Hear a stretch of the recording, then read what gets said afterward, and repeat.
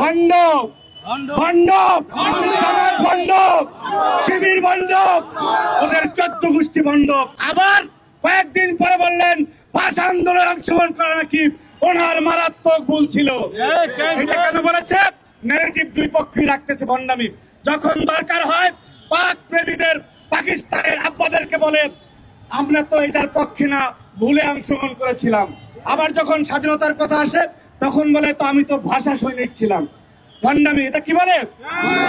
এরপরে অধ্যাপক গোলাম আজম, আমরা সারা জীবন শুনেছি, রাকিব নাসির, আমরা সবাই শুনেছি উনি নাকি অধ্যাপক। বাংলাদেশের পার্সপেক্টিভে এবং পৃথিবীতে একজন লেকচারার থেকে অধ্যাপক হতে 15 থেকে 20 বছর সময় লাগে।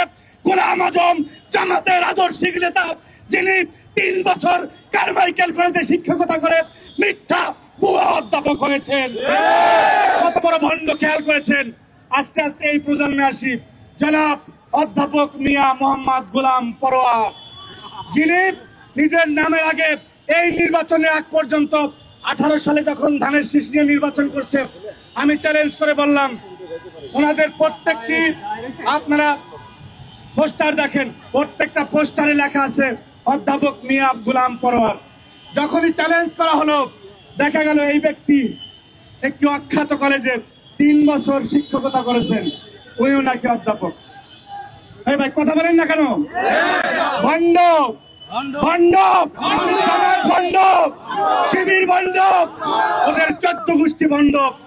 পুরা বিএনপির শহীদ রাষ্ট্রপতি জিয়াউর রহমান থেকে শুরু করে আজকে পর্যন্ত এই ধরনের একটি ভুয়া ডিগ্রি, ভুয়া কথা, এই ধরনের ইতিহাসের সাথে, সভ্যতার সাথে, স্বাধীনতার সাথে বিরোধিতা যদি একটা দেখাতে পারেন, আমরা জাতীয়তাবাদী রাজনীতি ছেড়ে চলে যাব।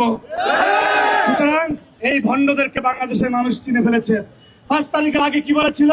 বক্তব্য শেষ, আপনারা গরমে দাঁড়িয়ে আছেন। 5 তারিখ আগে বলেছিল ওনারা নাকি আল্লাহর আইন চায়, আল্লাহর জমিনে আল্লাহর আইন চায়। 5 তারিখের পরে আমরা 12 তারিখের নির্বাচন আগে দেখলাম যে শুধুমাত্র ক্ষমতায় যাওয়ার জন্য ওনারা বলেন এই শরিয়া আইন ওনারা চান না। সুতরাং এই ভণ্ডরা আরো অনেক ভণ্ডামি করবে, প্রতারণা করবে। এই বিষয়ে আমাদেরকে সজাগ থাকতে হবে। জাতীয়তাবাদী ছাত্র দলের নেতাকর্মীরা আমরা প্রত্যেকে সজাগ এবং সচেতন থাকে এই ষড়যন্ত্র নস্যাৎ করে দিব।